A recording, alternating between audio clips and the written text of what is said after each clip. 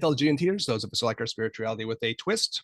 So we are in the midst of this series on the Buddhist concept of the three kayas, and we're ultimately going to get to the point where we'll talk about kind of the Dalai Lama's take on this.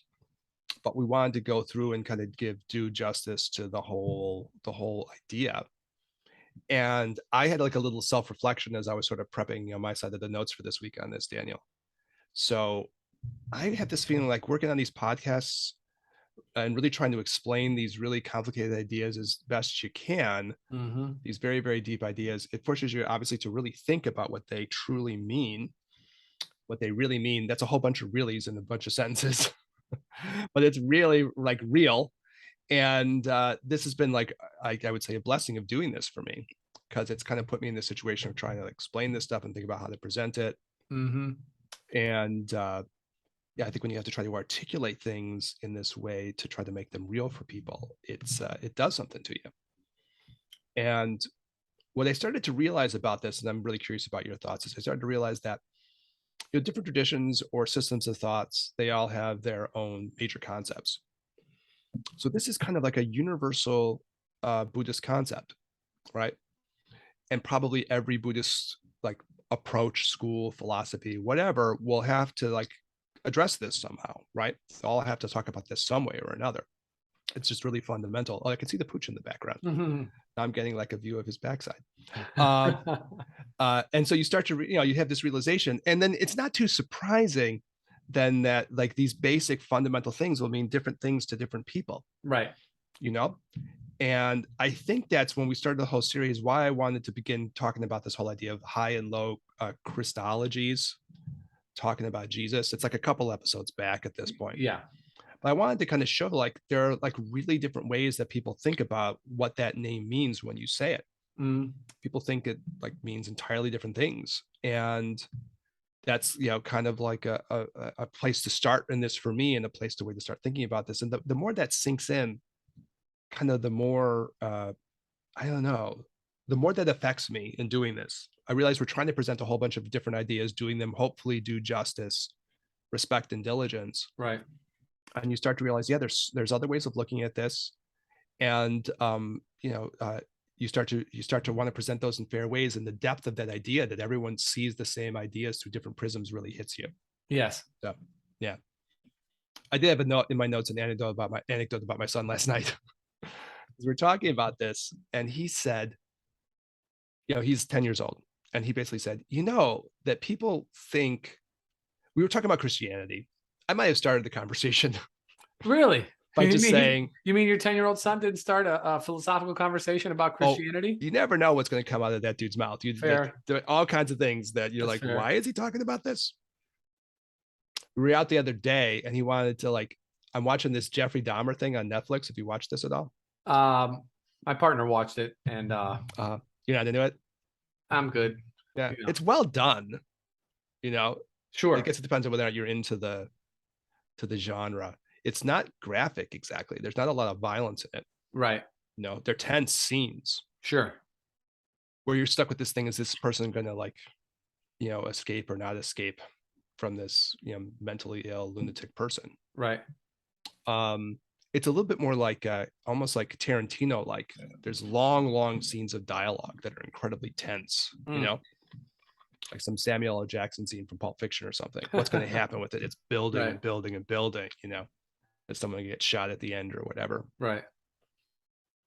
Or in this case, bludgeoned, strangled, and eaten, I suppose. But they don't show a ton of violence. So, if that's a turnoff for people, I get it. But it's not like that. But it's very intense. Right. Anyways, I'm talking about this because my son knew about Jeffrey Dahmer, and I had no idea how he knew this.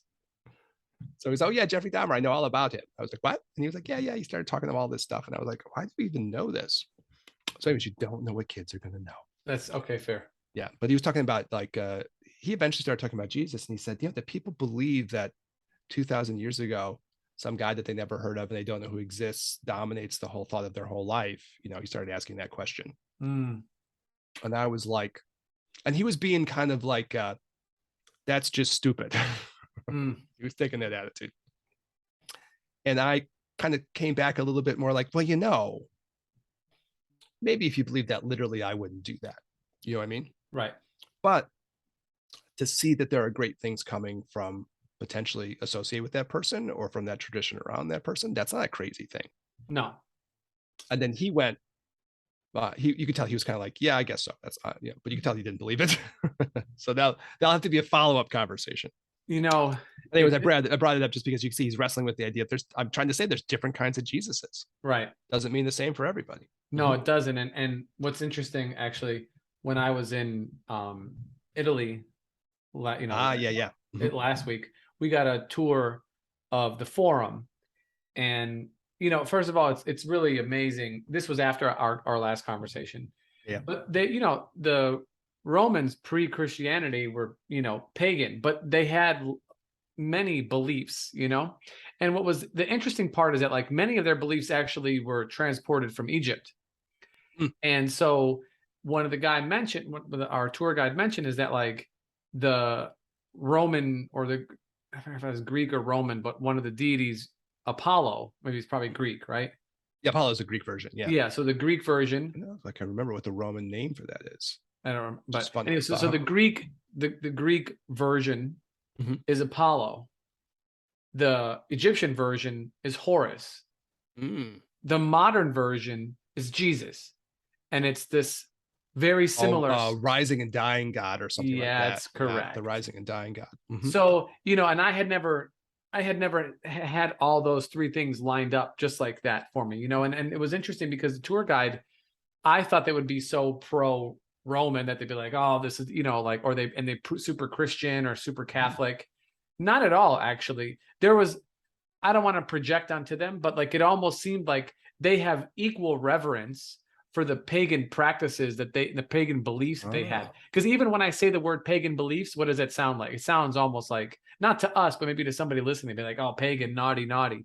But It's could be actually, kind like, of like used as like a pejorative or something yeah, like that. Yeah. exactly. But Mhm. like they look at it as like, this is, especially if you're Roman, the greatest civilization ever to exist. Their level of technology and civility is vast, and stretched the majority of the world. Again, in their I have a eyes, right? weird call because they're a powerful civilization that was also super brutal. What, for sure, right? But I'm saying, But but they look Mhm. at it as they had a court system, they had a Mhm. citizenship. If you join the military, you could work your way up and become, not, you don't have to be a slave. Of course, There's meritocracy within it, I guess you'd say. yeah, yeah. So Mhm. they looked at this as like the seedlings of democracy, but that like they still had, you could still, and I'm sure there's numerous, if we had somebody who was a comparative world religious, probably a scholar, they could make all these leaps between all these different beings. But the idea that like there is these repeating themes over and over again that would land itself in the idea of Christ means to me that like we hold these beliefs to be part of like our human psyche, Mhm. either that or it's been passed forward. Like some things get passed forward, like two eyes, nose, two arms and legs, and the belief that there's something that's going to rise and fall. Or there's a rising and dying God, and you just name it different ways at different That times. right, Mhm. right. There's an actual thing like that. I don't know. Yeah, so I got like obviously being interested in Carl Jung when I was in undergrad started like pushing you down this road because you start thinking, oh, this is a similar archetypal figure. Yeah, But then I also knew a bunch of people who were specifically interested in Wicca, and this is that's their whole jam, right? right. Just to point out that these are the same divinities, just wearing different masks at different times, right? Yeah, Like Joey C, Joseph Campbell, right. one of our peeps, right? For this podcast, the guy with 1,000 faces, or it's actually the hero with 1,000 faces, Heroes, but thousand we could faces. say Yeah, God. We can say yeah, God. Why not? Yeah, yeah, yeah. Masks of the Gods. yeah, That's what he calls it, right? hmm Um, yeah, I think sometimes Osiris is mentioned around that too, yeah. because he gets like what? He gets dumped at the bottom of the Nile, and I think his penis is bitten off by a crocodile. There's some weirdness in that story, which is very Yikes. strange. Isis has to repair it somehow. It's a tough job, but important work. Oh, Important work. randomly. Uh-huh. Oh, this is like randomly now. This is Wait a random minute. For now. something is a complete tangent and random. Well, you mentioned penises being bitten off. Oh no. I asked one of the tour guides why, all these naked men, why is their junk so small when they're so big? And what he said was that it was a sign of civility. Oh, interesting. And That so they that had it was, overcome their animalistic natures and they weren't yes, just slaves to their penile instincts. yes, That's a great answer. yeah. That's a great answer. So there you go. So I'm Okay, sure good, good, good. That came up in at the that came up in the podcast last week. We were talking about the statue of David yeah, and the relative modesty of his that's external right. genitalia, Yes. and whether that should be a point of embarrassment for the model for the statue. But But no, they said it the was artist, showing that it was quite civil. yeah, that the artist took liberties.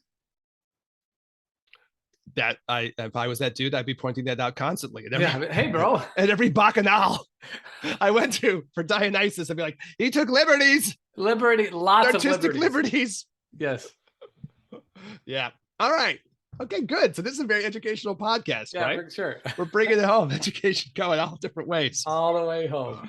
Yep. Even where you don't expect it, there's going to be some pearls of wisdom dropped That's right. at the size of the external junk on statues from ancient Rome. Right. All right. So but the thing with my son, and I got thinking about like how many things are like this, like just to draw the parallel between this three bodies idea. Like if you had a bunch of people from different parts of the religious world talking about what they meant by God or Holy Spirit or original sin, what do those things mean? You get like a lot of different takes on that, obviously, right? And they probably would have some kind of interconnection with one another. But if you read them all to say they'd be exactly the same, that wouldn't be quite right either. You'd have to recognize that there are differences. And again, this is giving a shout out to the Dalai Lama because he does point this out. He was very helpful for me personally in this. Just like, read things on their own terms and try to see what they're trying to say. Right. Or if you want to go to a different part of the world, matter, particles, waves, fields, entanglement, even what you mean when you say the word universe. What do you mean? Right? Even when you say parallel universes, what do you mean? Right? So people have different takes on all these things. And then I was thinking also really big picture. Okay, I was talking with a friend of the show and Professor Justin Key, and we were talking about the nature of the self at some point over our conversations over the last few weeks. And what does that mean? Or to have a relationship with another person? What defines the relationship, and what defines relationships or sex or love, or these really big picture questions? We're going to do episodes on these relationship, sex, and love things coming up. It's in our docket of things to do. But you're kind of yeah, this could be radically different things to different people. What they mean when they say those words. So anyways, I think it's just such a, I know for some reason for me, it really hit me thinking about these three kayas, because the truth of that struck me in a way I had never thought about relative to this concept. That it's an idea that all of these different schools of thought are going to comment on, but they're probably going to have their own takes and say different things. And somehow that really hit me in a deep way. And I just wanted to try to communicate that to people, that it's kind of the intention of the episodes here, to my mind. Sure. To present these different ways of thinking about this very fundamental thing. And then, each of us gets to kind of look and see what these things mean to us. Right. What do these things mean, especially to ourselves, especially to oneself? Because that's kind of the major shtick and project of this podcast, to do this thing, to present these things and give people a chance to kind of stew them internally for themselves, right? Anyways, you got more on that? Or I just, the depth of that idea really hit me. And I don't think I had thought about that with the three kayas, but I just thought, oh yeah, this is such a big idea. Everyone's going to have to talk about it. And they're all going to talk about from potentially different angles. And then it got to be really important to me, to not just go and talk about what the Dalai Lama says, even though that's obviously a very important way to talk about it, because he is the Dalai Lama and he's representing a very deep school of thought. But I thought, no, I want to make sure that we talk about this in the biggest possible way, so people can get a sense of different ways that people think about this basic idea. And I somehow the depth of that really hit me. Anyways, that's my own personal. I think it gives permission for people to accept the way that they view things might be different from another, even if we're all hearing the exact same thing. And not from we can get that and pick something apart, take apart an argument and pick angles that we feel like it's deficient or excess or whatever in. But that when it comes to larger philosophical ideas that are definitely transcending even quote unquote life itself, that really live on for millennia, Yeah. that even though that seems like some kind of deep truth, perhaps in a way, that even that is like based upon your perception, your perspective of it, and your experience of it. And so like when we talk about these things, not only are they philosophies, practices, ideas, beliefs, and so on and so forth, but they're states of being that hopefully are in existence that we are describing, not that we are describing, that have been described and passed forward that we are now presenting. But I guess like people plan like presenting different slants on what this might mean, Correct. right? That can be used in different ways by different people. Mhm. Right. I mean, so they say, well, a picture is worth 1,000 words. Yeah. Well, how do I describe a state of being? I mean, we're talking, so we're talking in this case, we're continuing our conversation, about the three bodies or the three aspects or, three kayas. But like, though these are, these are fundamental states of existence, let's just describe the state of being drunk, which, probably is in the name of our show, Jin and Tantra, right? The G for the Jin, right? Yeah. Yeah. That maybe lots of people have had some experience being inebriated with alcohol, but how can I even describe that to somebody else? Even if we drink the exact same amount and the exact same time and we're in the exact same place, my experience is going to be different from theirs. But it doesn't mean that like the core essence, I guess I'll use this, crude example of being inebriated off of alcohol, off of spirits, if you will.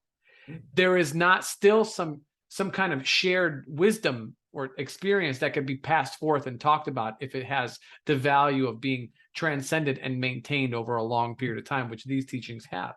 I mean, I So guess if you're a good communicator, you could probably try to describe the experience of what it's like to be drunk for someone just to give them an idea. sure, but they're And then also when they going to, actually drink the wine, then they'll go, oh, yeah, yeah, yeah. And they'll be able to compare their own experience to how it is versus somebody else's, right? and the person who is experiencing it has to be clear enough in order to bring back that information, in order to bring that experience back and then orate it through their mouth in a way that could be comprehensible for other people. Like you said, it'd be a good communication, but they have to be conscious, so you can't also be totally lost in it.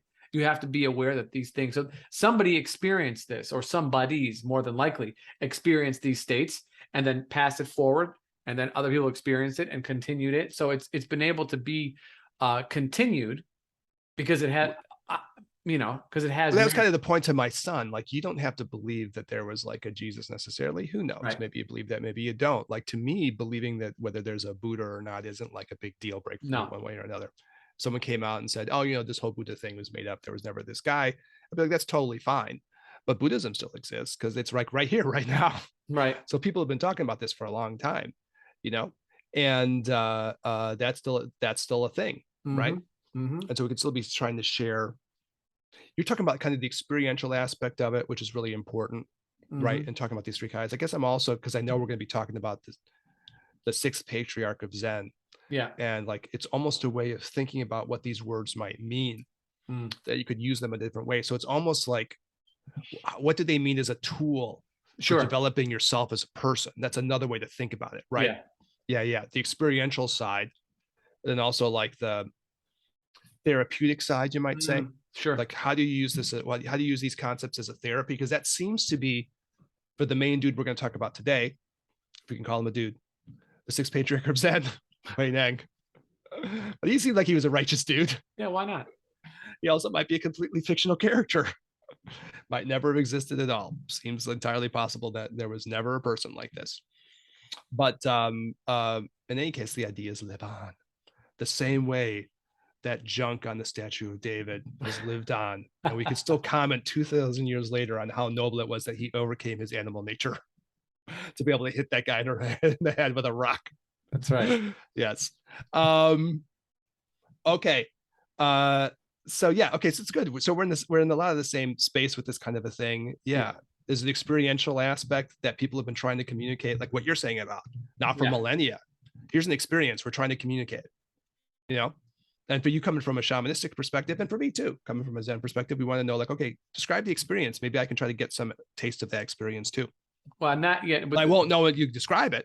I'll give you some idea and I'll go on my own drinking That binge, and I'll see if I right. can see if I can taste it. Right? Literally, Yeah. that is the view of the shaman, really, and Yeah. from my Mhm. perspective, is to I think that's don't. a view of all of this, right? I think Yeah, I that's the mean, Jin and Tantra view. yeah, I Mhm. mean, I tell many students of mine, I'll be like, oh, I saw this in a vision. I'm gonna go look it up, and I'm like, well, then no, that's taking what someone else said about it and then absorbing it and comparing it for what you experience. You go experience it first. And then after some time, after it sat with you and you've worked with it, then you go look. But don't ruin the newness, the freshness of this thing that you have no frame of reference on, that is talking to you or coming from you, however you want to view these kind of experiences, by putting constructs where there are none yet. It might be more personal for you, Correct. right? This might be a personal vision for For you, you. and you might as well own it as your own. Yeah. Yeah. And we're always doing this little dance because that doesn't mean that you can't read a Zen book and get something from it. No, It's just no. like different ways that you'll handle things in the But moment. I think what I'm saying is that it's not merely a psychological, process. It doesn't only exist in one thinking part of your mind. Yeah. There's other deeper resonant aspects of that experience than just something you look up in a book. Yes. Someone will just explain to you, oh, okay, well, I saw the jaguar in red in the flaming vision in the sky. That means such and such. Yeah. Right. And you can Yeah. read, we can read tantric practice manuals that'll tell you how to do things, right? They'll Mhm. tell you, okay, you breathe like this, you visualize this, you say this thing. But just because you read it doesn't mean you did it.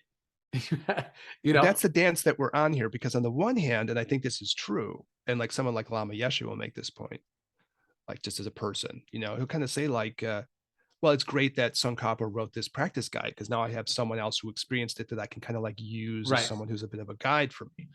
On the other hand, from the time what you're talking about, yeah, I still have to go on that thing for myself Yes.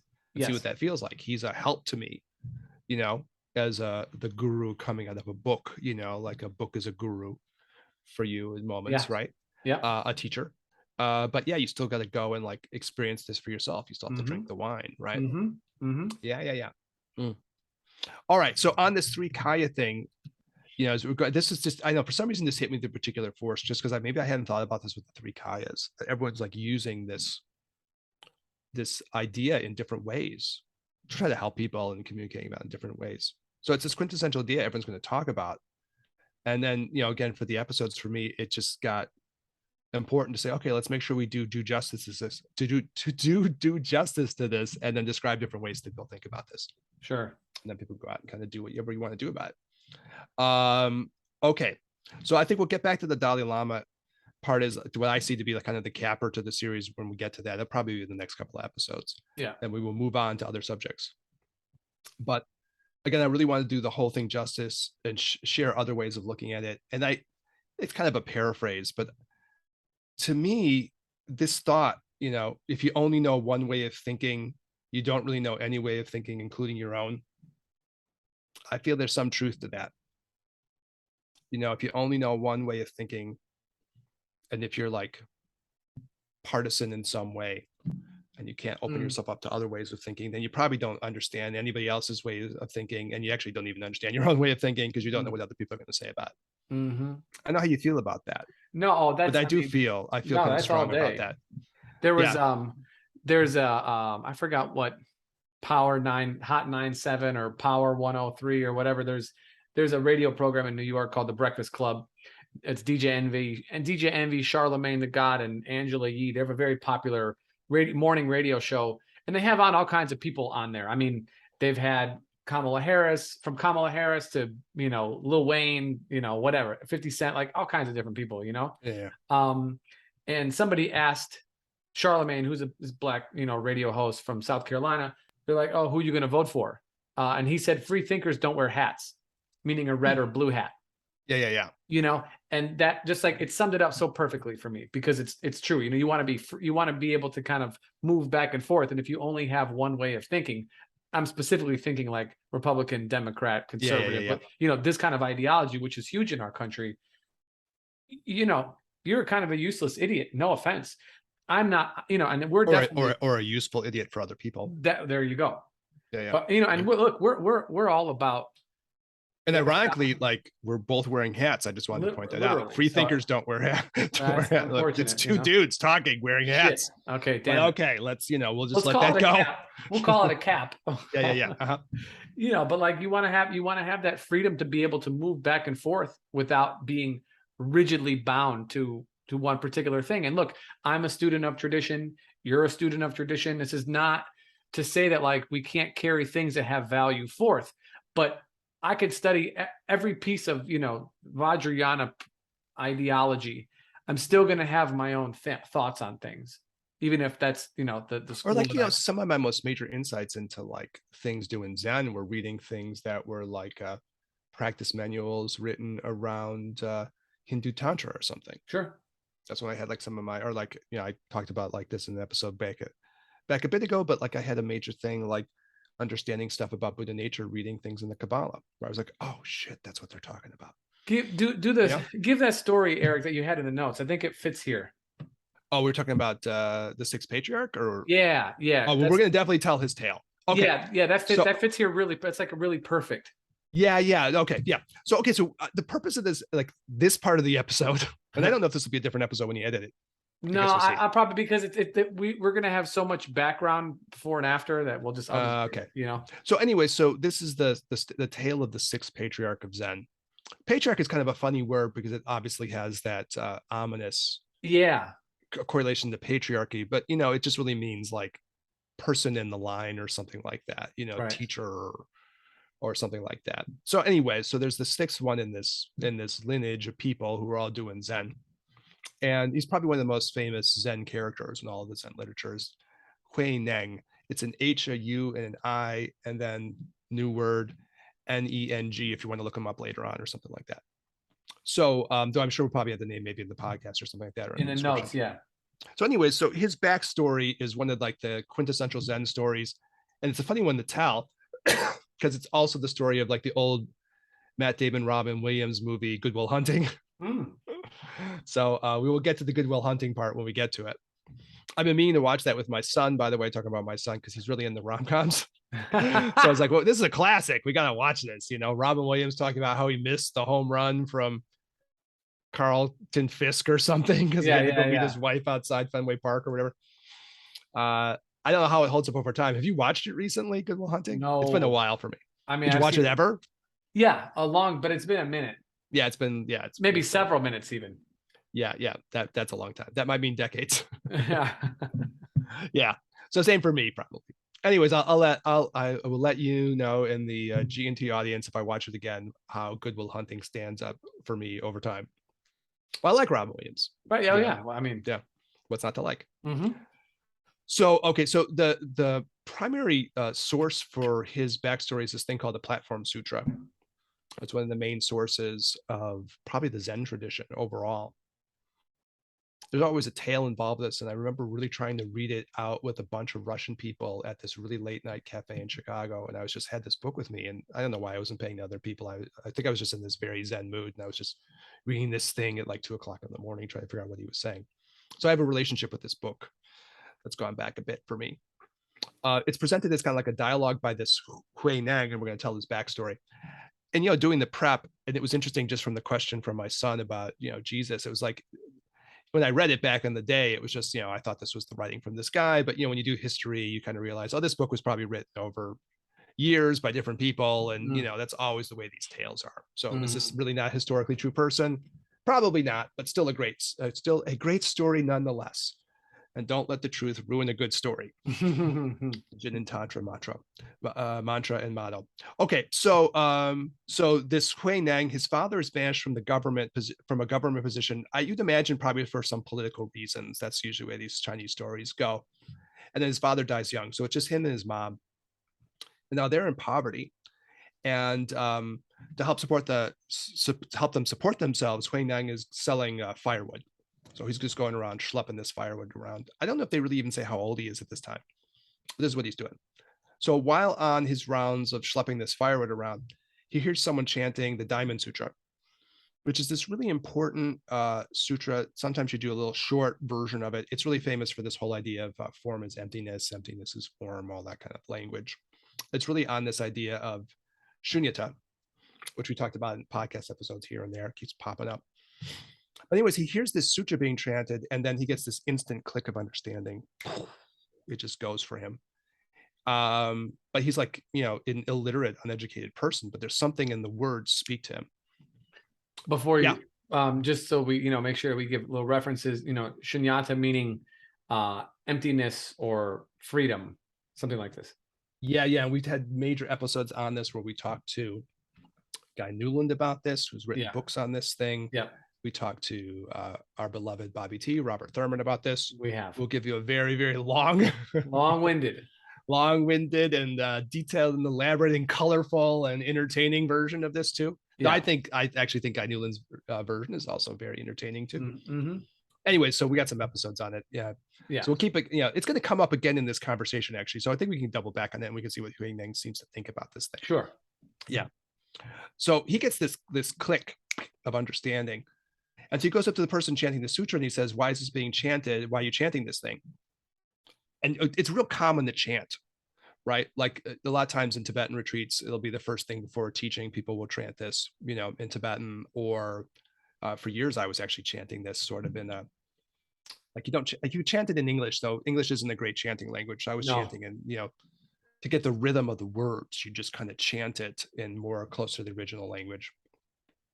So anyway, and it has a great rhythm, so if you haven't chanted any sutras ever in your life, there is a thing about that. And I didn't understand it when I first started doing it. Like, didn't make any sense to me why I would do this. And there was a professor who was sort of a Zen teacher from DePaul University in Chicago, the place where I was like studying. And he said, well, they have a rhythm to them. They have an energy, right? So you're doing the chant that has an energy. And we've had episodes on this too. We've talked about this with, ayahuasca retreats and stuff, right? Mm-hmm. You present the rhythm and the energy. So anyways, so great sutra, the chant, I chanted it every day for years. And there's a certain, like it has a certain vibe. And I think even the guy from DePaul had said, do you have a favorite sutra? And a lot of people will say it's this one because it just has a great feeling to it when you do it. So anyways, he asked about why it's being chanted. And the person who's chanting it doesn't give that long explanation. But basically he says, I'm a student of Zen of this fifth Zen master, right, in this line. So Huang Neng heads off to this monastery to go meet this fifth Zen master, whose name is Hong Ren. So they meet and they have this dialogue. So some of this stuff is really in the words, and then the dialogue that's kind of interesting about this. And then we'll get to the Matt Damon part. But there'll be nothing about any baseball games in Fenway Park. There's no Robin Williams character, though I guess Hong Ren would be the Robin Williams character. But right. So Hong Ren asks this young man who's coming, who are you and what do you seek? And so Huang Neng, who will become this sixth Zen master, replies, your disciple is a commoner from Xinzhou of Lingyang. I don't know where those places are, but that would mean something at the time. And then it says, I have traveled far to pay homage to you and seek nothing other than Buddhahood. And then the fifth Zen master, this Hong Ren goes, so you're from Lingnan and a barbarian, which means he was probably from some like dicey place. Mm-hmm. How can you expect to become a Buddha? Okay, probably just seeing what he's going to say, right? And so Huang Neng answers back, although people exist as northerners and southerners, in the Buddha nature, there is neither north nor south. Our barbarian differs from your holiness physically, but what difference is there in our Buddha nature? Boom, mic drop. So he answers back this way. And then this Hong Ren, this fifth Zen master, says, oh, okay, so this guy understands something about this. So he says, okay, you can stay in the monastery. You have to avoid going into the main hall, but you can like split firewood, pound rice, and like hang around here, and we'll see how this progresses. Now the Goodwill Hunting part of the story. So this is the poem contest.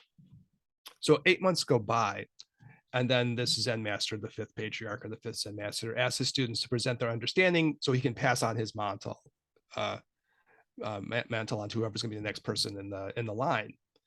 And he has a main student whose name is Shen Shu. And the main student writes a verse, a stanza.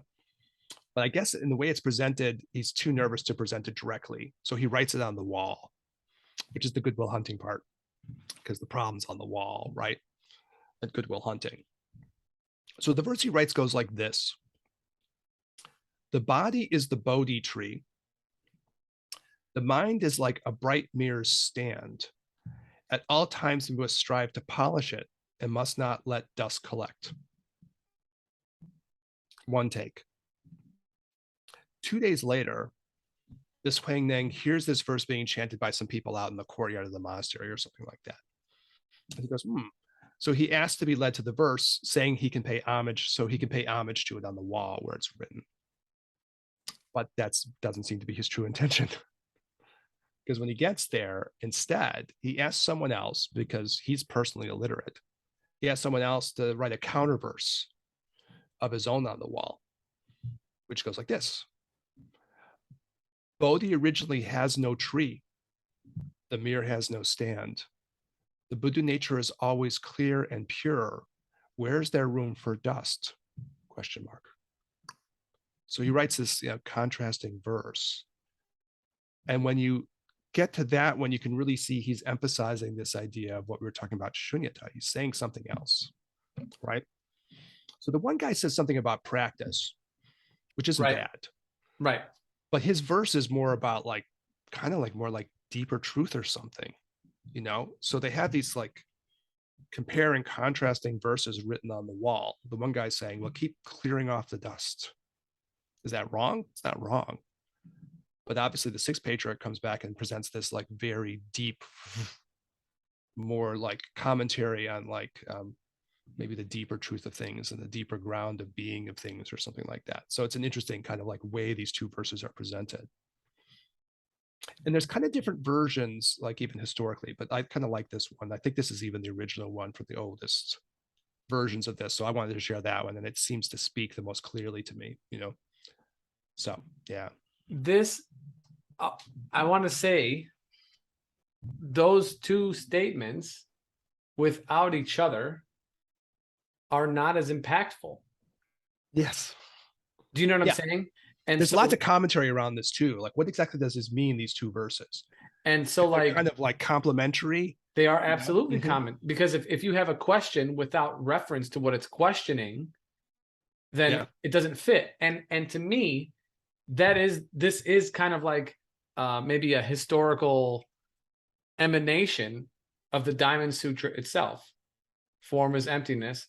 Yeah. Emptiness is form, right? One being a very literal kind of practice way about referencing a tree and a mirror stand and matter collecting dust, needing to be polished and worked on. Practice in what you're. The mind has to be cleared and has to be monitored and has to be. Yeah. It's not like that's wrong or something either. No, that's the interesting thing about it. If it was totally stupid, no, and it wouldn't be worthwhile writing another verse, right? But this is the practical application of a practice, of a discipline.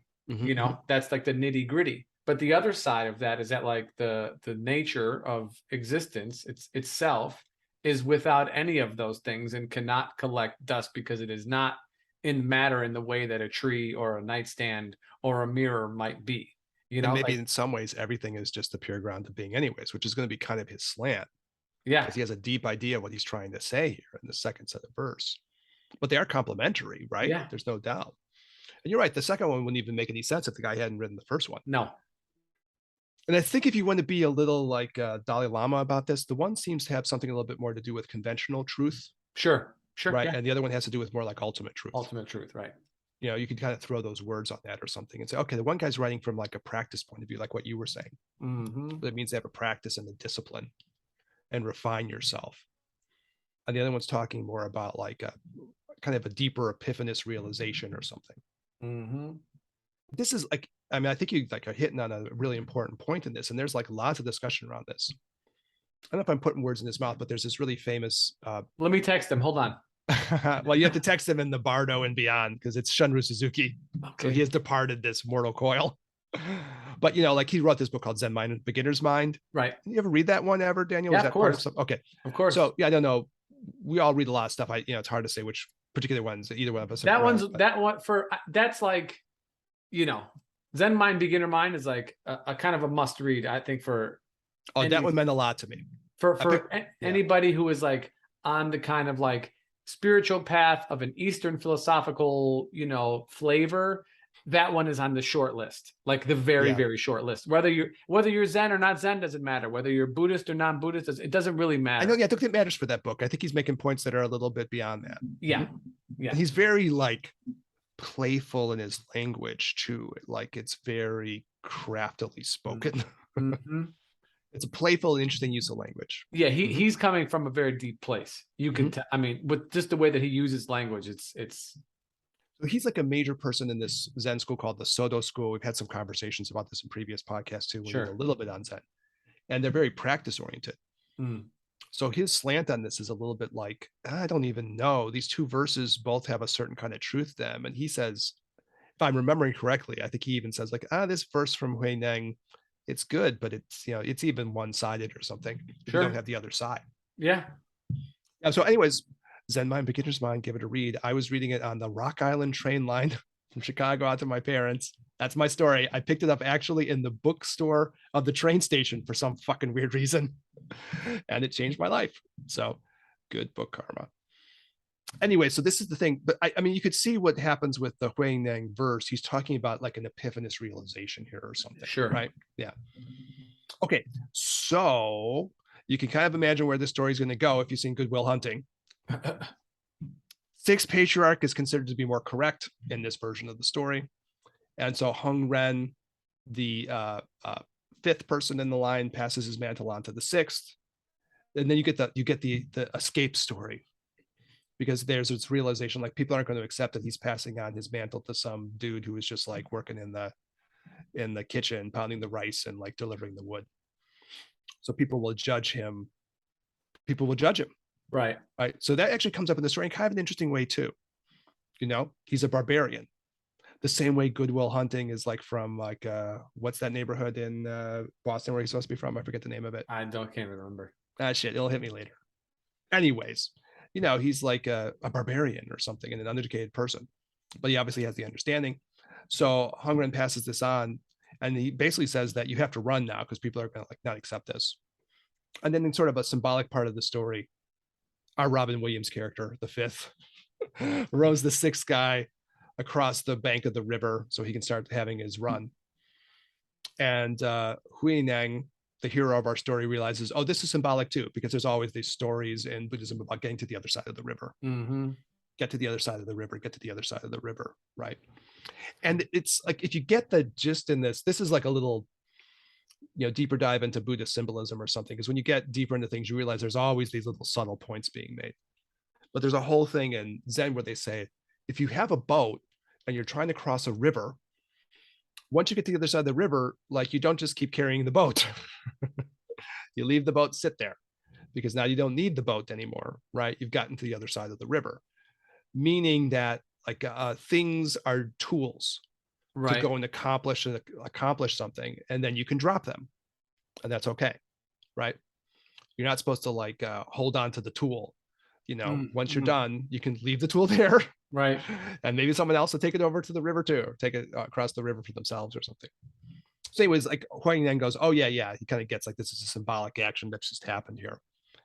And so he does flee, and he's pursued by hundreds of men chasing him who don't want to accept that the begging bowl and the robe of this great Zen master went to this barbarous person. This is where you get to the Thor part of the story, depending on how it's told. Mm. Because one of them catches up with him. I think he's usually described as Hui Ming. I don't know what the symbolic significance of some of these names are, but there probably is one. Anyways, he catches up to him, and he tries to like take the bowl and the robe, but he can't. So he's kind of like Age of Ultron or something in the Avengers, where they're all trying to pick up Thor's hammer. They can't do it, And he goes, oh, so this guy is like seriously the person who deserves to have this passed on. This is really his robe and his bowl, that have been given to him legit. And then that's kind of like the main part of the tale, right? And then it gets to the teaching part. But what do you think of that as a story? I don't know. Do you see similarities? I tried to. It's Good Will Hunting. It's Thor. It's other things. I know any other Yeah. stories pop out to you there. Not off the top of my head. No, but I mean, it's a kind of a. I think it shows that like they tried to do this, but failed miserably in the new version of Star Wars. Oh, okay. with people who are, quote unquote, like force sensitive, Uh-huh. that one of the complaints, at least the modern complaints, was that like everything was based around basically this one kind of royal one sort of family, the Skywalkers, right? Oh, I see. Okay. And that like they were the only ones. So they're kind of talking about privilege in a sense, right? These are the only ones in the entire galaxy, right, who have this force sensitivity. Mhm. Um, and then they sort of ruined it, spoiler for whatever, The Force I haven't Awakens seen or it. What happens? Do they whatever. like everyone gets it or something? No, it's that like it ended up being that she was related, the girl was related to them, Oh, related to for like this fuck's small, sake. right. So they screwed it up. But then and then in the next step, in the last one, they kind of had a bunch of random little kids who were all sort of force sensitive when they felt these kind of force ghosts in the universe. They all kind of looked up all these different scenes of like these different poor kids and kids in the jungle, like, Ah, sort okay. of So being sensitive. they tried to like fix it or They something in tried the to last fix one. it by distributing this kind of idea, and I think this story speaks to that, like the any man, not just the erudite in the university that could have realization, but that Yeah, yeah, yeah. if it speaks to you, even doing it what it is that you're doing on a normal basis, if you're willing to go follow the path of difficulty, then you too can achieve, some kind of I don't know, enlightenment or Yeah, I a think actually realization. this fifth patriarch or fifth Zen master, Hung Ren, says something to him like he first gets to the monastery about, are you willing to follow this path of difficulty? And Hui Ying says, yeah, if you want to go after the truth, you have to do this thing. So that does come up. I get what you mean though, because yeah, the way you structure a story really kind of matters, Hmm. when you're trying to like, because they're structured. I mean, let's say these events didn't Yeah. exactly pass this way.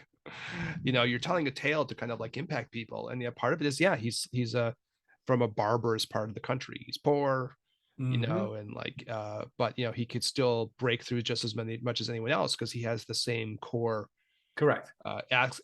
spiritual truth within him, right? Well, and that was what He his could do it. that Yeah, was what he said when he first met the teacher. yeah, the barbarian part. Yeah, that's Right. his There is answer. there is no, Buddha nature has no, or Buddhahood has no north, no south. Yeah, Buddha nature is in all of us equally. Yeah.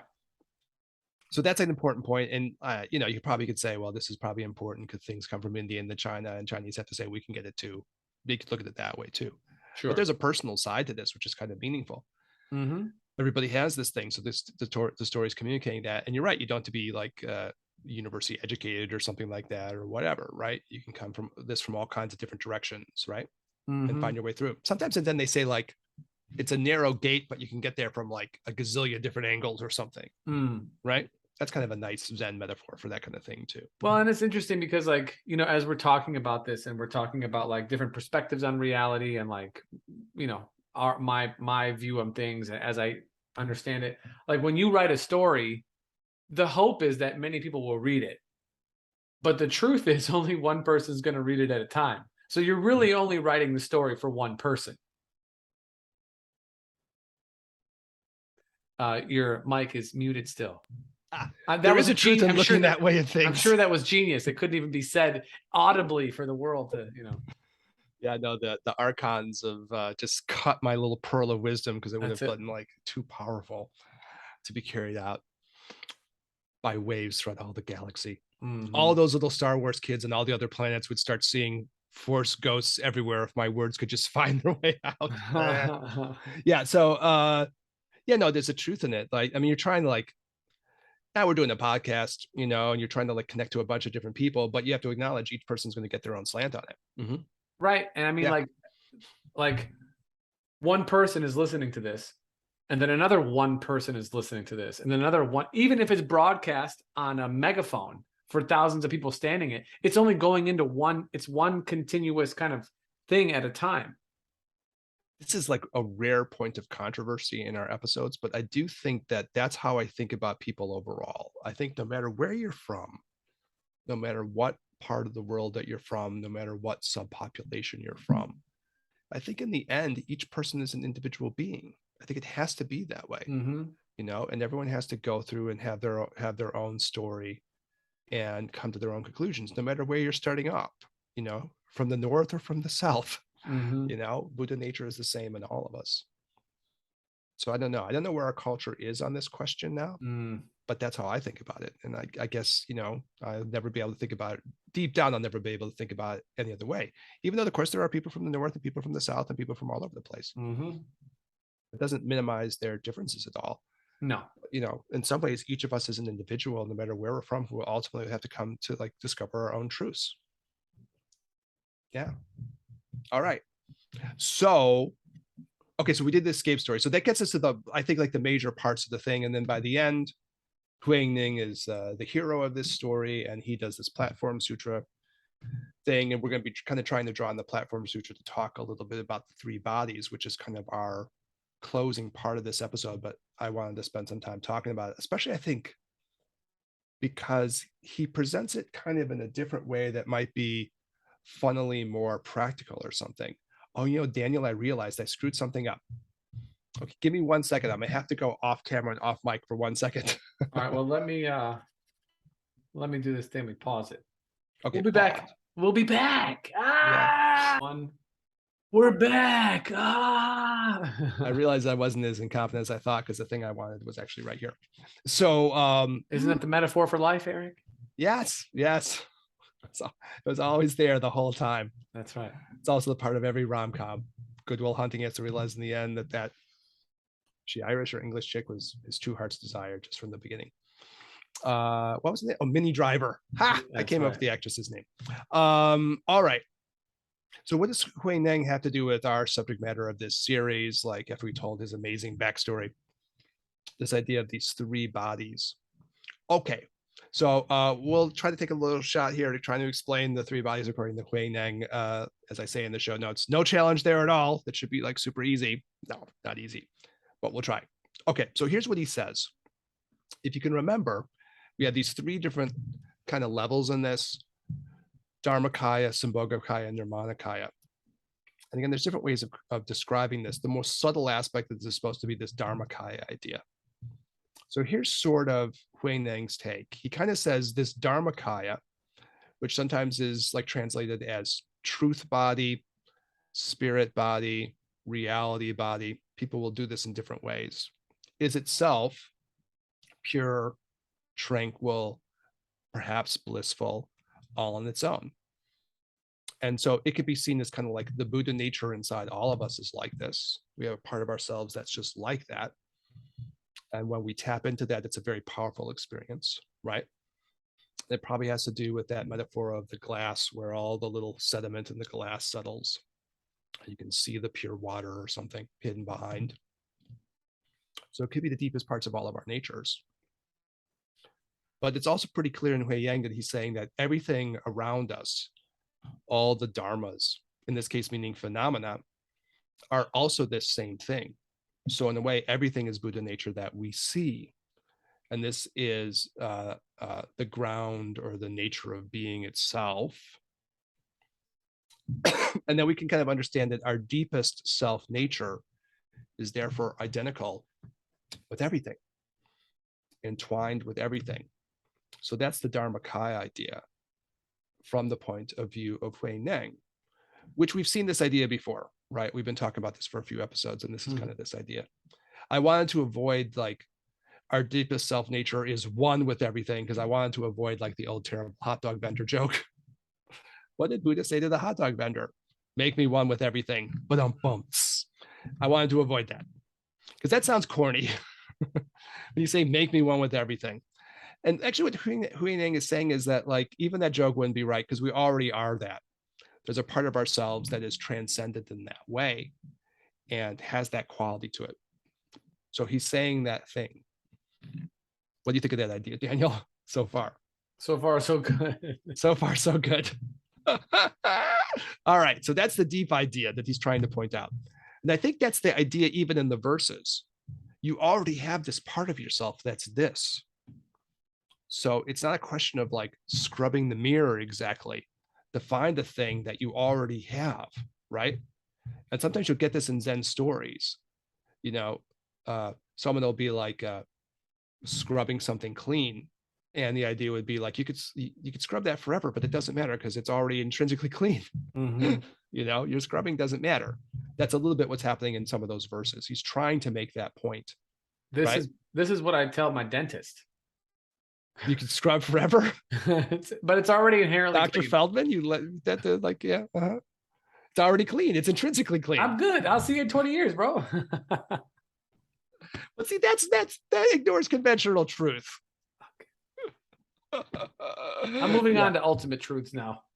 yeah, holding on the ultimate truth of the nature of my teeth. That's like that's a hell of a question. Anyways, Yeah. so but that's the point that's being raised here. Mhm. All right, so this is one part of reality, this deepest part where there's a part of us that is actually kind of like really entwined with everything. Mm. Mm-hmm. Yeah. Okay, so he's trying to make people realize this, right, by his verse on the wall. So then we get to the idea of like what's Nirmanakaya. This is usually considered to be like the most dense and like, you know, most physical of all of this part, right? And so it's an interesting take when he talks about this Nirmanakaya, and sometimes this is talked about as being emanation, but sometimes this is talked about as being transformation. So what Hui Nang ends up saying is that all of these myriad things that we experience around us, the phenomena of the world, is this Nirmanakaya. And in Buddhist thought, these things are all created by us, right? We are creating these things really probably on multiple levels. And this might be the biggest part of the conversation for you and I to kick around here, to my mind. But our actions, led by our thoughts, are creating are creating the realities of our worlds. So our mind creates this reality in a very direct way. We think about things in certain ways and then we act in certain ways. And then this becomes the myriad phenomenon of the world, which is this transformation body. Or put differently, when we have our sense of Buddha nature clear and we can see this deepest part of ourselves where we're just going along and we're chilling. Mm. But what Hui Nang will point out is, but then when our thoughts start going in all of these different directions, good and bad things can arise from them. And then once these good and bad things arise within our thoughts, we'll probably have like different ways this will affect what we'll do. And so even though our self nature, the deepest part of who we are, can be transformed into countless ways, when people don't recognize this, they end up going into all these different lines of like producing either good or bad in the world, right? Because they don't recognize that they're doing that even. And then he does say some Buddhist things like, if you act a certain way, you'll be born in some kind of angelic realm. If you act a certain way, you might be born as a fox living in a mountain. You know, he doesn't say those exact examples, but something along those lines, right?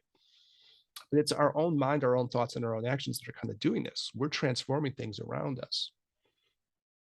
But if we become aware of this, and this is, I think, where he's trying to be very practical, if this makes any sense. You know, he's trying to say, you know, it's our own mind that's producing these things that will then kind of translate into these actions. We'll end up doing things and we'll take our self nature and we'll make it into other stuff. But if we can like change what we're doing and focus on knowledge and compassion and develop these qualities, then that will become the transformation body, like right here and now. You'll be living it like right in this moment, like right out now. Mm. And I was thinking about this a lot. Okay, so then in the end, it will be since we are all emanating out of our own Buddha nature, the own ground of being, which is like kind of everything, but we're coming as this relative phenomenon now.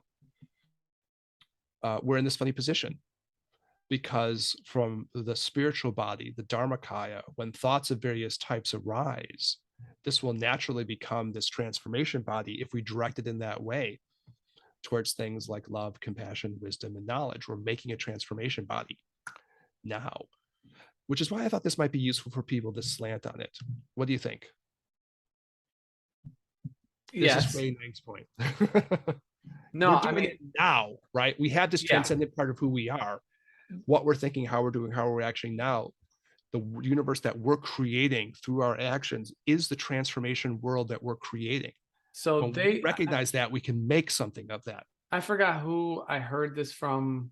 Maybe it's Robert. I think it's Robert Thurman. It's either Robert Thurman or Glenn Mullen, but it seems more like a Bobby T point. Like, yeah, it's Bobby T, and he makes this point in his not the newest book, but the second to newest book, which I'll look up and find and give people the name of.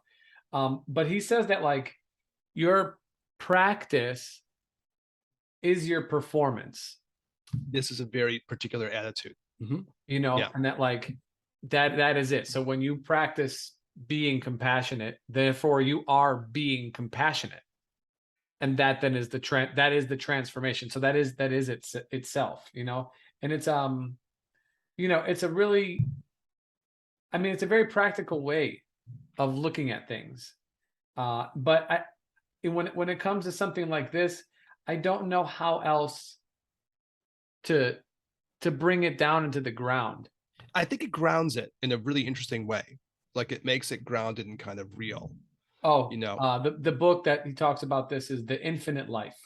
Oh yeah, that's his one on oh whatever, Six Perfections or something, Six Perfections, yeah, but yeah, or from a Eightfold very, Path or something. He does like, yeah, he does that kind of riff. He does. He takes some Buddhist thing and he breaks it apart chapter by chapter or something. yeah, Mhm. yeah, and it's good, but super practical.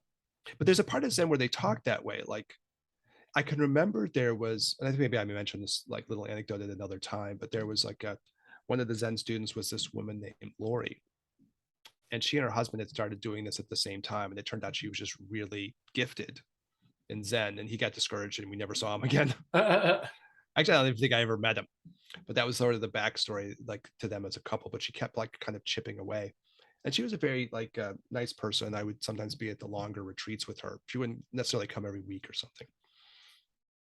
And she was working through her Zen riddles, her koans, and things like that. But at some point, they asked her to like kind of give a short lecture because she was making progress, and I don't think she really wanted to do it, but she did. And one of the things that she said, she had asked Hosokawa Roshi, who was the Zen master I was studying with, like, well, if it's just me sitting here, how am I like changing anything in the problems of the world? Hmm.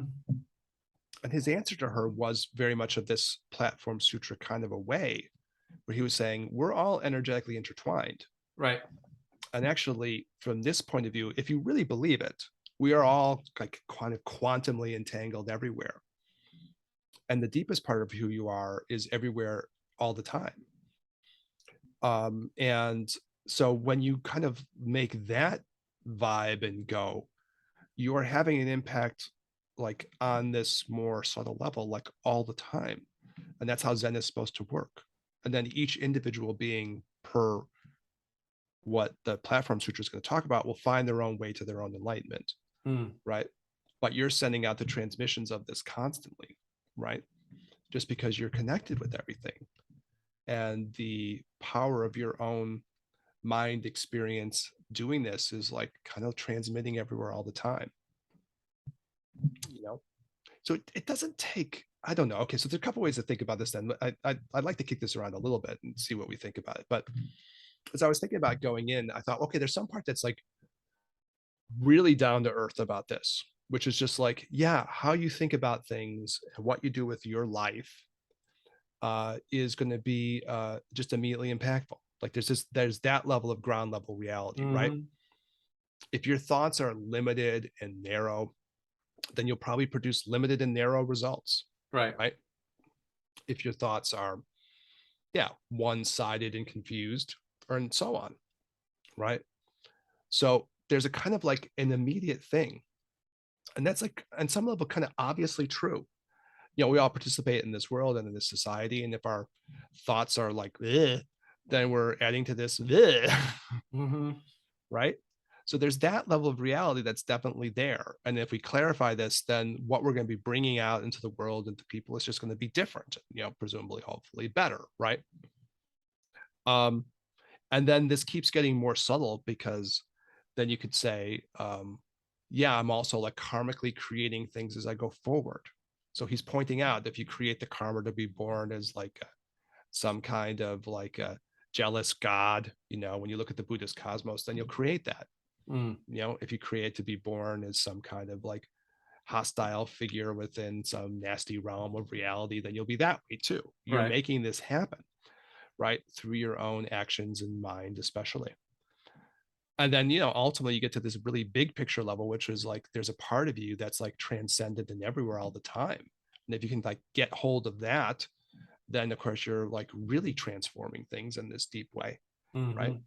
And then you can go through and also keep improving yourself. And this will come up when he talks about the Sambhogapaya part. But as you keep kind of like generating more and more positivity in who you are, that will just naturally sort of emanate out into the world at large.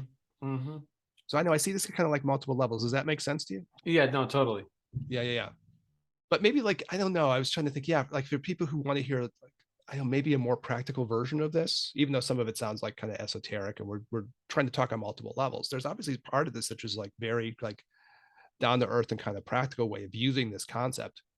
He's like taking this three bodies idea that can be like used in multiple ways. You can talk about it all kinds of ways. And he's trying to make it really practical. You have a part of yourself, which is Buddha nature.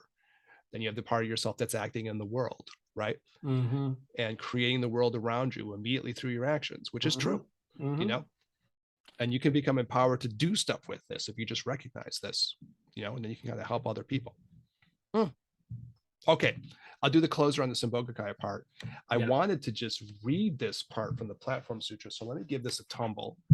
And so in the translation I have, sometimes they call this enjoyment body, sometimes they call this reward body. So I'll just kind of like throw these couple paragraphs out Okay. and you can kind of tell me what you think when we're done. So like Hui Neng says, what is the perfect reward body? And he says, a single light can eliminate the darkness of millennia. A single piece of wisdom can dispel the ignorance of a million years. Do not worry about your past. Always think of your future. And for your future, always think of good thoughts. Always think good thoughts. This is the reward body. Okay, interesting. So he's pointing out this very kind of like way of how you orientate your mind, right? And it says, from the spiritual body, the Dharmakaya, when thoughts arise, this is the transformation body. Always think of good thoughts. That is the reward body. If you are awakened yourselves and cultivate yourselves, this is called taking refuge. Now, in Buddhism, they had this idea that you take refuge in the Buddha, the Dharma, and the Sangha, but he's changing this around. He's basically saying, if you're doing this action, this is what it really means to take refuge. Our bones and flesh constitute our physical bodies, but they are only dwelling places and cannot be spoken of as refuge. If you understand the three bodies, you comprehend my main idea. End quotation, Mm. right? So it's pretty deep.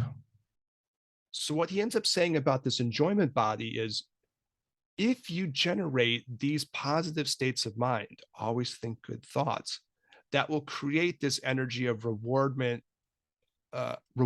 pleasure, and enjoyment for you in a very kind of immediate way. And Mm. it's really going to come from the nature of your own mind to do this. And in the end, he goes on to say, like, this is what it means when they talk about taking refuge. They're not saying that you're going to go back and take refuge to some historical guy a long time ago in Mm. India. Mhm. That's not what it is. Nor is it even that you take refuge to some immediate teacher now in the present. That's not what it is. You're taking refuge in these aspects of your own nature and the process of how he's trying to describe how you can develop the potentials of your own nature. That's Mhm. the refuge. So he'll say, like, he talks about taking refuge in the Buddha. He says, yeah, you're taking refuge in your own Buddha nature, which is transcendent and everywhere and pure and always like that. And that's your Buddha, right? And when you do your dharma, you're taking refuge in the wisdom of realizing how you cultivate this. And when you take refuge in the sangha, you're taking refuge in the idea that you're doing these practices that are going to build up these different elements of who you are, right? Mhm. He's saying that's the true thing. It's not some people from India. It's not some people from China. It's like and these different aspects of your own being. That's the refuge, right? And the development of that is the refuge as opposed to some external thing outside of you. And then it goes on to really say, like, every living thing then will come to this in their own way. Like we Right. were talking pre-show, like Ram Dass, right? Did all the acid experiments back in the day, with Timothy Leary. Then he became the spiritual figure and, beloved person. I don't know as much about Ram Dass, but I have a friend who loves him. And Ram Dass just says, we're all on our own trip, right? Mhm. But ultimately, we keep working it, we'll come to this place. Mhm. I know that's the idea. So I don't know. To me, that feels like, I don't know, like very practical in some way, even though it's deep, you know, you have a transcendent part of who you are, try to tap into it, right? You have your actions, your thoughts in the world go through and try to think about what those implications are, because you're manifesting your potentials of your own being through your thoughts and actions. And then the last part is, if you make these things positive, that will create the reward and enjoyment for you. Mm. That'll make your bliss body, you know?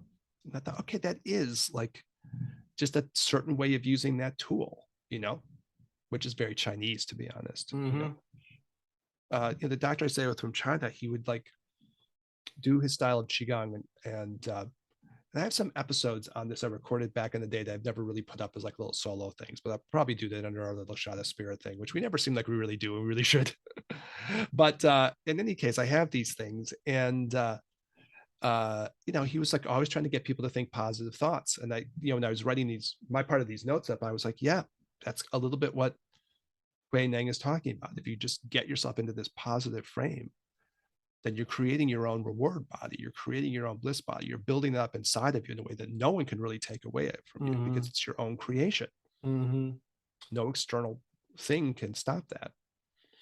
The same way I think in Bobby T's book, Robert Thurman's They Came, and talk about cheer the fuck up. If you just do that, you're going to build this reward body. Mm-hmm. I know it's deep to me. I know. What do you think? You probably have some reactions. Lay it on me, man. Let me know what you think. No, I think it's true. I mean, it's interesting because I hear one of my friends who's been on the show before, Samantha, or I think we called her Nurse Berkey. This is a long time ago, but she's definitely into like Abraham Hicks and the power of positive thinking, and it's a lot. I mean, like really, really, like thoroughly drinks all the Kool-Aid and then licks the bottom of the cup, leaves nothing, and so I'm always a little like, I think maybe a little leery, because I could see how like this is also like maybe a bit of an escapist attitude on some level.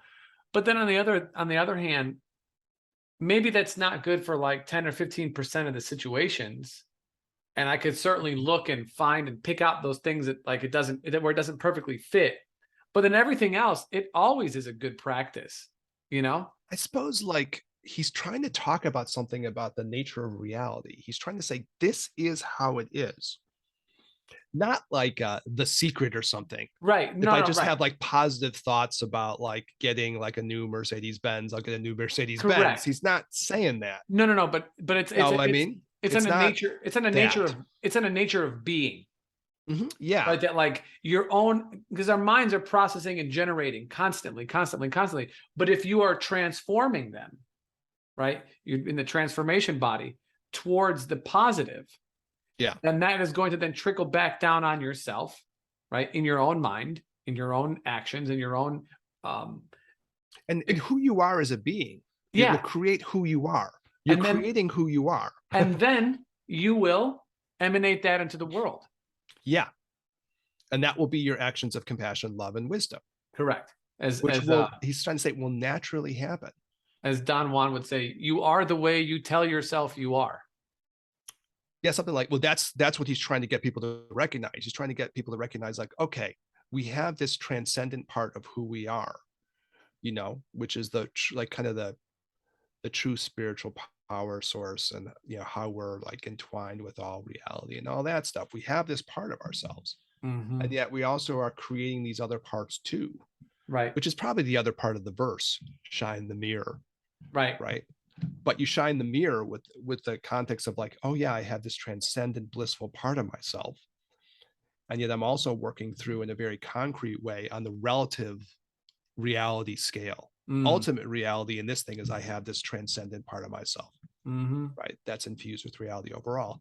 But of course, I can't deny at a relative level, I'm still like plonking along within this universe as a relative being. But like if I go through and I keep doing this very practical thing of like tweaking my mind and directing myself in these areas, I will grow and transform in these positive ways.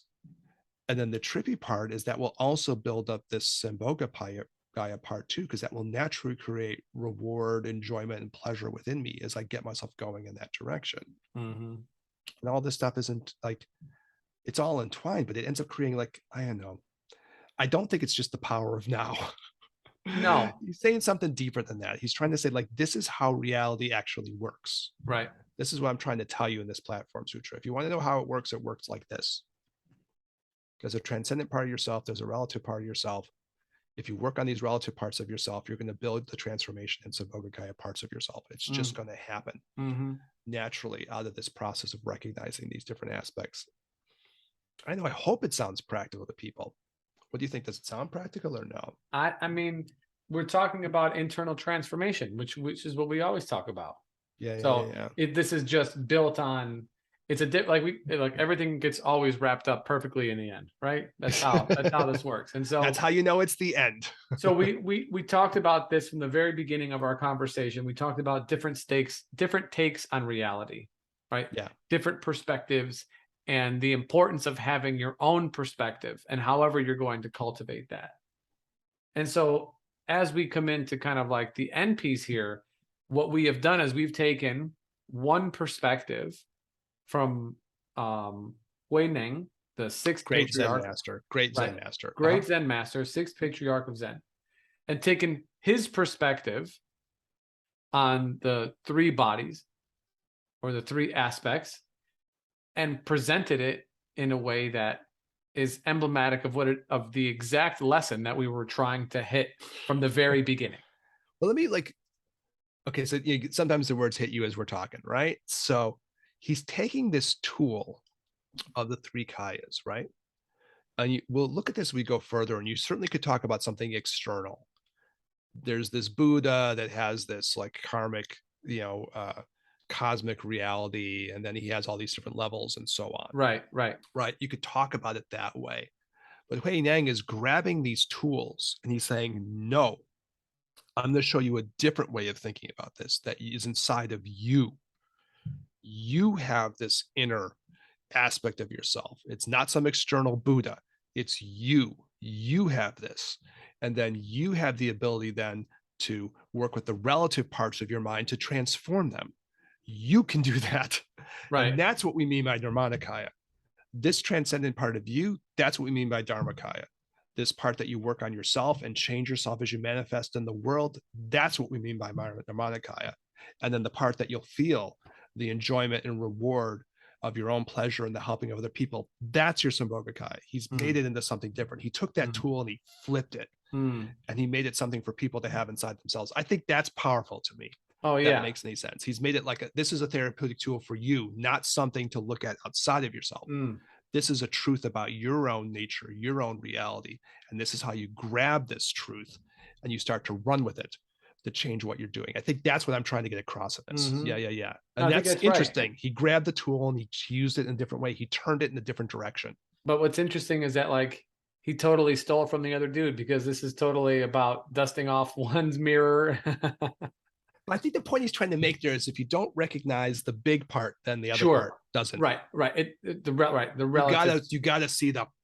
Yeah, it's how they call it, holographic. Yeah, see that. Yeah, you gotta see the big picture. Otherwise, you're just scrubbing a tile. Right, because the conventional Yeah. truth remains limited without the relative or without the ultimate. There's a kind of a Zen story, I think if I'm remembering correctly, where there's like some guy and he's meditating, and the Zen master comes up and he starts scrubbing this tile, and he says, "What are you doing?" Well, he says something, "Well, I'm going to scrub this and make it into a diamond." And the guy's like, "You can't scrub that and make it into a diamond." And he's like, "Yes, that's exactly right. You have to recognize that you have a diamond. You can't sit there scrubbing a tile. You know what I mean?" Anyways, I'm getting animated about this because the truth of this is getting knock the microphone, knock the headphones out. No, this is something like for me, the part of this thing that really spoke to me and like kind of like doing my side prep work for this was just the idea of like, yeah, he took this tool. Now that I see it, for me, it's something who's been around this for some decades now. He took this tool and he flipped it, and he made it something very personal for people, right? And he took it from an external thing to something internal for each of us to work on in ourselves. I think that's that's amazing. No, I agree. Yeah. Well, all right. This was fun. Yeah, this was the thing. And I will say, like conversations like this are challenging, and they should be. Even though it's, practical in a way, right? It doesn't mean that it's the conceptuality is like instantaneously absorbed upon hearing. So for people who are, for just our, several 100,000 listeners, it's okay if it doesn't make sense yet. And it's okay if it seems rough. You can go back and listen to it again, right? Number one. You can send us an email at ginandtantra@gmail.com. Number two. You can certainly hit us up on Instagram, right, at Gin and Tantra, or Facebook. You could find me, Daniel, double like me, Eric at Eric Baker. There's a multitude of ways of getting a hold of us, but these are very kind of like deep thoughts to wrestle with. And to Eric's point, you enjoy the way that he wrestled with these things and took it and kind of like did a tantric thing, Transformed it. and transformed it and made it something that is still transcendent and yet utterly practical, utterly on the ground, like right here, right now. Not necessarily the power of now, but but sort of in a It's way. empowering and now, but maybe Yeah, not like right. the Not power like of now. right, but something like that. But it makes it like not just quote unquote real, but like tangible, as in like you could do something about it with your next thought. After you hear that, you can change your next thought immediately and start to activate those things. It doesn't require anything else. And those are the kind of deep teachings that you say what earlier erase a million years of ignorance, because now now you've heard it. That's what he's trying to say. Yeah. That's what he's trying to say. So it's lovely, and it's nice to be able to present this. And so, some of the terms that we use today, we've used several times before, right? Dharmakaya, Nirmanakaya, Sambhogakaya, Shunyata. These terms that we've used before, I always try and make sure that we stop and touch on some of them, but sometimes if we're in the flow, for people who don't have the ground that we have, but we've done multiple episodes on this previously. So if there's any This questions, is like part of a series talking about these ideas. yeah, So check out the series. But you could too. But people who are just tuning into this as their first one, you're not lost. We try to give some background. But again, any specific questions, always feel free to hit us up. And any points of clarification too. Like, we're very happy to do clarification if clarification is needed from even one person. Because I promise, if there's one person that has a question, everybody has a similar question. That's just the nature of how it goes. So yeah, please, or leave a comment in the YouTube channel, whatever. Get at us. It's all good. This is what we do. We enjoy doing it. The several million that we make off this podcast, we donate immediately. So yeah. Yeah. So excellent. Yeah, there we go, Eric. Like, subscribe, share, all the usual. All the usual things. All the usual things. I'm assuming people know to do that. You know what I'm saying? People keep saying it. You know But what I they mean? keep saying it over and over. I'm tired of hearing it. You know what I'm saying? So that's because like you're like me, you still never do it. So people still right, exactly. do it. So if you I'm like us about this, do something about it. You could leave a review or share it, whatever. It's good. It all helps. It helps the show. If not for you, for us. That's what I could say. Eric is part of your reward body and transformation. You did something nice for us, and that's correct. And we do appreciate everybody who listens and tunes in and all that kind of stuff. We get feedback from all sorts of folks, which is really wonderful, usually in various means and roundabout ways, but it's all good. We definitely love it. So thank you for tuning in. Eric, as always, thank you for being a part, and we would like to thank a special thank you to all the beings who have brought this material forth and have kept it strong, and so that we can be able to present it for those who have not heard it or who are hearing it again for the 1000th time. Maybe the next time that we all hear it will be the last time that we ever need to. Yeah. Thanks for tuning into Gin and Tantra. Peace.